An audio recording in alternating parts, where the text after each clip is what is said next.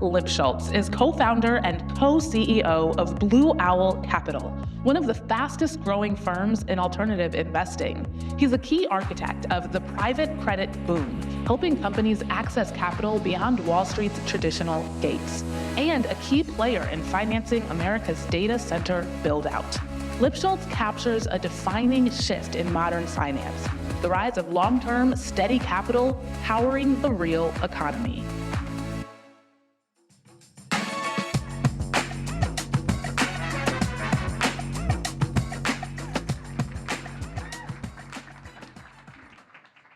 Marc, thanks for being here.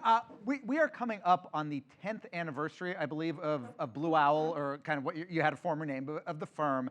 What was the original thesis? You left KKR to do this. What was the thesis? The thesis was do my job for 10 years and then I'll get invited to the Axios conference. So it worked. Mission accomplished. So it worked. Does that mean I get a cut of the market cap? It's not bad. Okay, we'll talk about it. You know, the thesis actually then and the thesis now remain very consistent. That's to say the principles. We set up the firm, so I've been in the alternative investment business for 30 years, starting in the world of private equity when it wasn't called private equity. But 10 years ago when we started the firm, we had three basic ideas. One was that we wanted to be a capital solutions provider. That is to say, provide private capital bespoke solutions to a wide range of users, corporate users, and be the picks and shovels, if you will, to the sort of finance industry. Second, the reason we wanted to do that was so that we could create a set of products, investment experiences, that were about downside protection, stability, predictability, yield generation. Those are the attributes of all the products we do today, then and now. And then the third point was to basically make sure we could present those opportunities as true to individual investors and institutions as true peers. Not, oh, we're an institutional firm that could do something for individuals or an individual firm trying to do something for institutions, but purpose-built to serve both. Those three were the principles then. Those three are the principles now. 10 years ago, it was a thesis, and today we manage about $300 billion across a set of adjacent strategies. And one of the big strategies within that is private credit, obviously, which I think probably when you launched the firm, most people didn't know what it was. Even on Wall Street didn't necessarily know what it was. Everyone knows what it is now. The beginnings of, maybe not the beginnings of private credit, but say the maturation of private credit. I mean, from your perspective, how much of it was regulatory arbitrage? Yeah, I think this is such an interesting topic. So everything you said is, I think, the correct hypothesis. Private credit wasn't invented 10 years ago, but actually this modern incarnation pretty much was. Like if you look back prior to that, we weren't talking about lending to the best companies, being a lender of first choice. Rather, private credit had largely lived as a lender of last resort. And part of our thesis, and not ours alone, was to redirect the business toward being a preferred lender for the best companies, not the lender you went to if you couldn't get anybody traditional to lend to you. Now, as to the regulatory arbitrage, I'd put it in two categories. There certainly was a regulatory element at the time post-crisis that led to a lot of restrictions on the banks participating in the traditional marketplace. And so that was distinctly a catalyst for accelerating the transition from the traditional bank market. Sure. Would Blue Owl exist, maybe is an overstatement, but would it be what it is today if the post-crisis, if those rules hadn't been there, if those Dodd-Frank rules, if those extra weren't there? And it's an interesting hypothetical. I'd say this, the fact that those Dodd-Frank rules were there and the shift that accelerated in the market most certainly opened the aperture.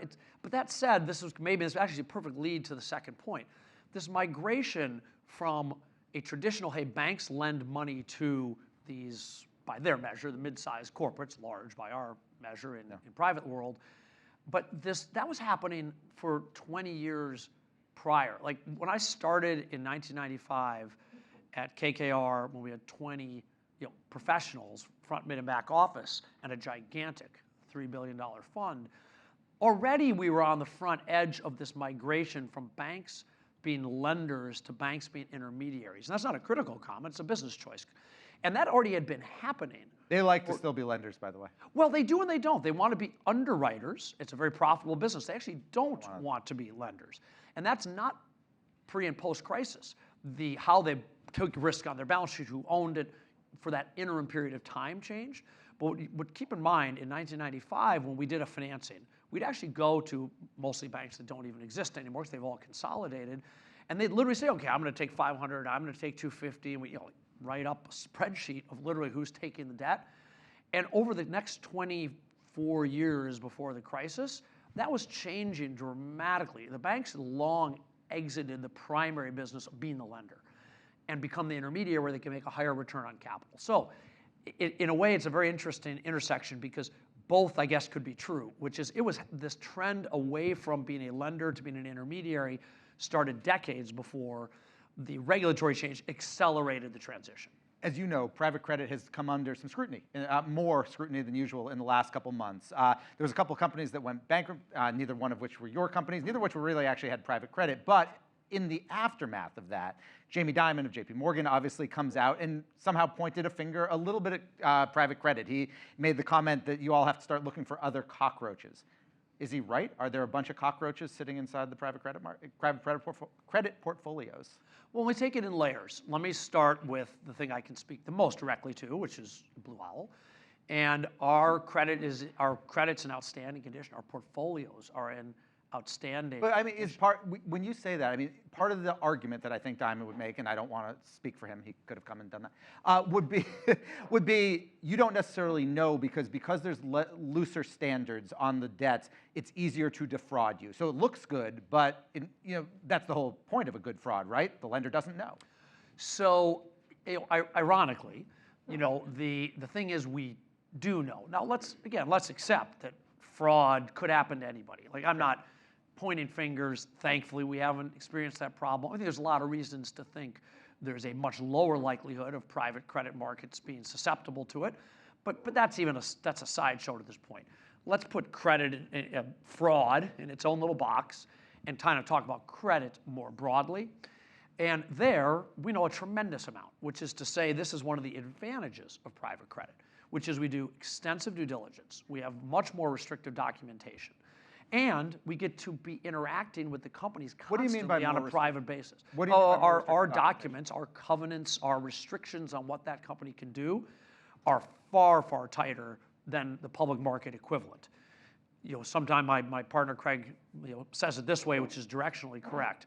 Our weakest document is probably better than the best document in the public market. And when I say the best document, what can you do once you're a borrower without the permission of your lender?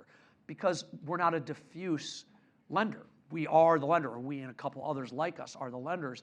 So we are in a constant dialogue, and we start with very restricted on what you can do. And certainly we're watching out for the ability to move collateral, to put debt ahead of us. It's a simple capital structure. There's equity, and there's our debt. And either you're going to own it or we're going to own it. Preferably you're going to own it. And the experience over the last decade for us has been an average annual loss rate of 13 basis points. But most importantly, to your point, because it's a forward-looking question, remember, when you're a private lender, we're getting information from companies, whether quarter, monthly, weekly, if it's in some cases. So we know exactly what's happening with those companies. And nobody goes from, I'm doing fine, boom, I'm in trouble. That happens in the public market because nobody knew they were already in trouble. In our world, with sponsors, remember, we have sophisticated sponsors, also important part of this equation, that own these companies, highly credible people, right? The KKRs of the world. Well, in our world, most of what we do is sponsor back. People used to debate, is that a good thing or a bad thing? Our argument, now probably proving true, is it's a good thing because you want someone that has a big concentrated position that's sophisticated and actually is going to detect any problems and certainly isn't going to pass them on. You can be sure those reputable firms aren't the ones that are overseeing those kinds of problems. So what does it allow us to do? It means if you have a problem, we see someone underperforming projections, underperforming, then they call us and say, hey, I might have a covenant problem in 2 quarters. Let's talk about it. We know quarters in advance before there's any kind of broad problem in a portfolio. Could any one company show up? Sure, I suppose it could. But I think the total misunderstanding is this idea that there's something lurking that could kind of spring upon us. It can't. It's one of the things you talked about, and we've talked about this 10-year period with the kind of the COVID blip. I'd say from an economic standpoint, the COVID blip, right? Because the markets came back very, very quickly. This generation or this evolution of private credit really hasn't had to operate in a bad economy, in a recessionary economy. Does that change things if we end up in a recession? Does that change, not just trajectory, obviously it changes trajectory, but do cockroaches come out from under the cupboards if the recession hits? Well, a couple thoughts. In extreme distress, I mean, a recession of any sort, clearly that is negative for any company and any part of any company. So it'd be silly to suggest like, we're living in some, some vacuum or bubble. Of course we're not. However, when we underwrite credits, and we've looked at 10,000 of them to make the loans we have, over 10,000 now, we are modeling the cases of, hey, let's suppose it's another GFC. Let's suppose it's another deep recession. So it's not as if these haven't already been considered that way. And the loan to value with these sophisticated buyers, we lend on average 45% of the purchase price. So remember, this is going to be very important.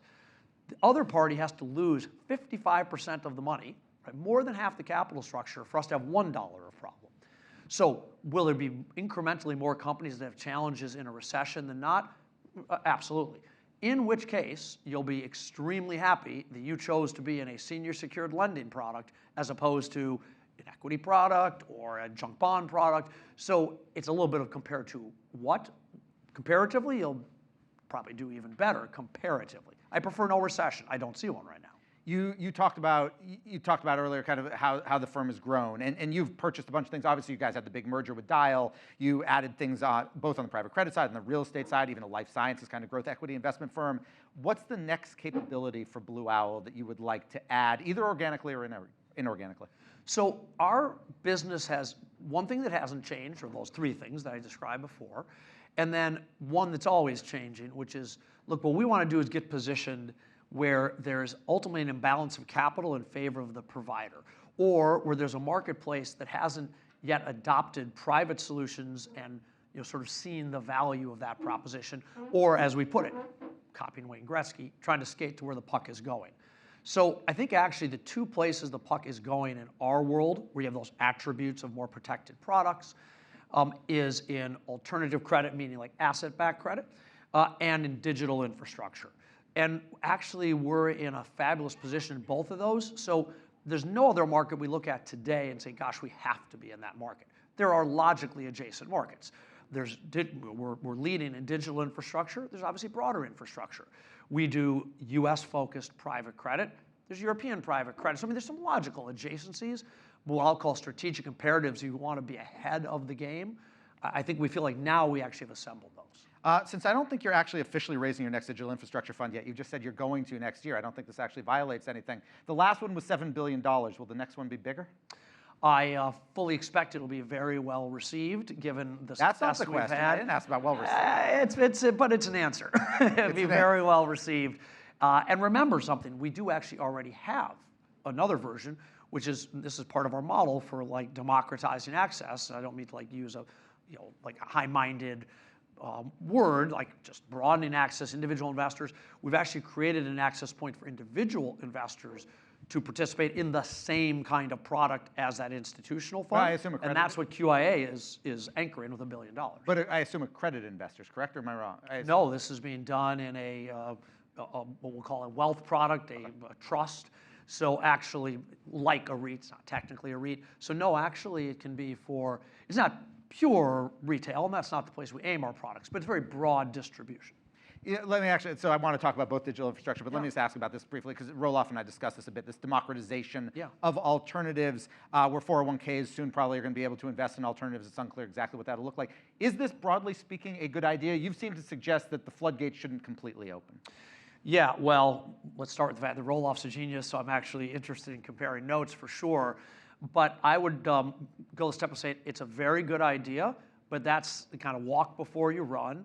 And it's not, all products belong in this market now. We need to do it right. There are products by their attributes that are much better matches to individual investors.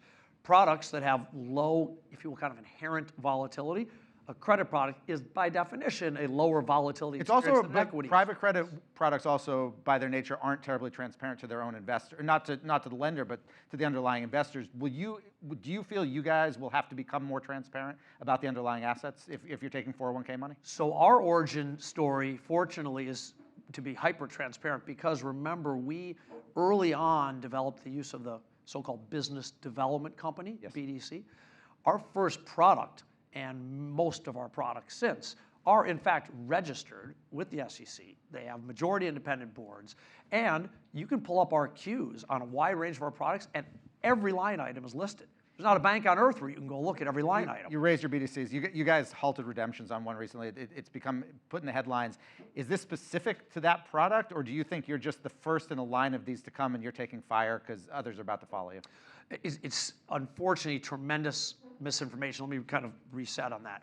So you're referring to this private BDC2, as it's called, which was one of the original Gen 1 kind of BDCs.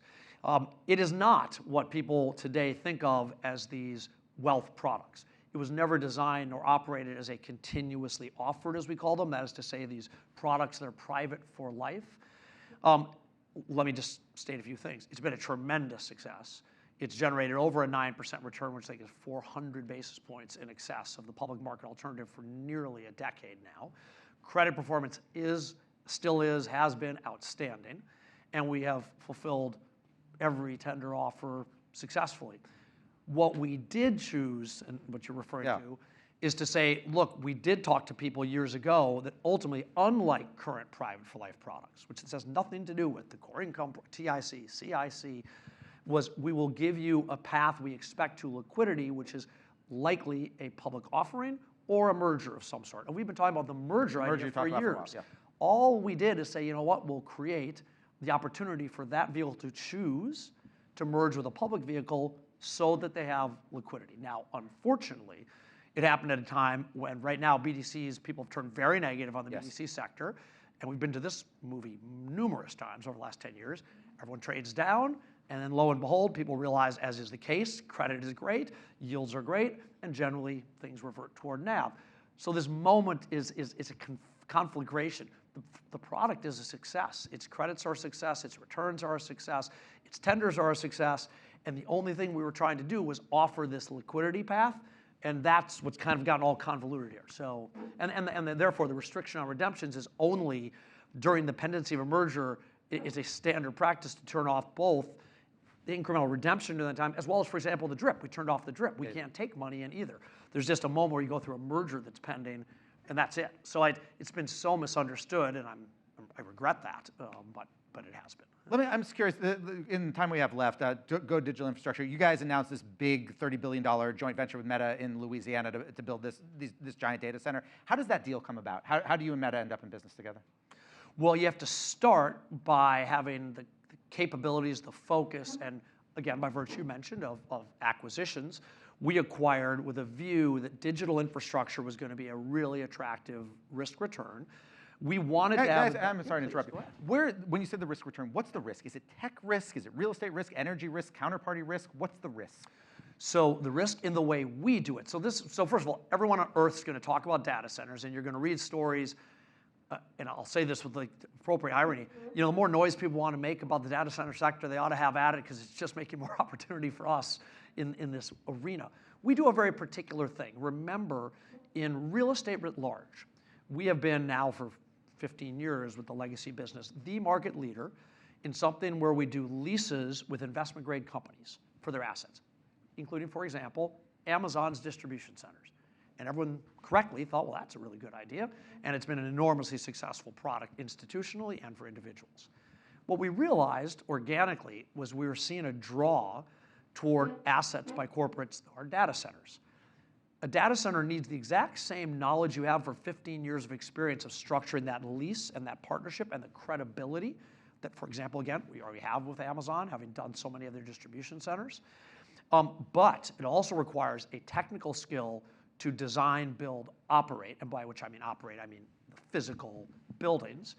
And to do that, we acquired IPI. We have a 1,000-person team inside of IPI that knows how to design, build, and operate these data centers. So we said, we've got the horizontal, and we've got more experience than anybody at that. Now we need the vertical capability, married them, and that makes us the natural partner and the go-to partner for the hyperscalers like Meta. Is there any concern? I think I made an analogy that I wonder that if GPUs get stronger and so the number that you need goes down, that some of these massive data centers with these huge footprints could eventually look like what shopping malls have become. In other words, just overbuilt. So as an industry writ large, if you don't have a contracted asset, you're taking a view on the question of how much capacity in total is needed, how much physical capacity is needed to contain the chips. This will take us back to your very good question, because again, there's all this like risk. What are the risks in our strategy? Which is why I don't want to speak for others, because people do speculate on capacity. Our strategy is based only on the counterparty risk. We do what's called a triple net lease, or the equivalent thereof. And so what we're counting on— Meta fails on AI, it's about Meta and its Instagram business and everything else. As long as 5 tech companies in the world are not bankrupt, the strategy sings. If you are worried about the bankruptcy of the biggest tech companies in the world, then you have to start thinking about the answer to your question 10 years from now, although I think there'll be a lot of other questions you better answer first. Marc, thank you very much for your time. Pleasure. Appreciate Thank it. you. Thanks.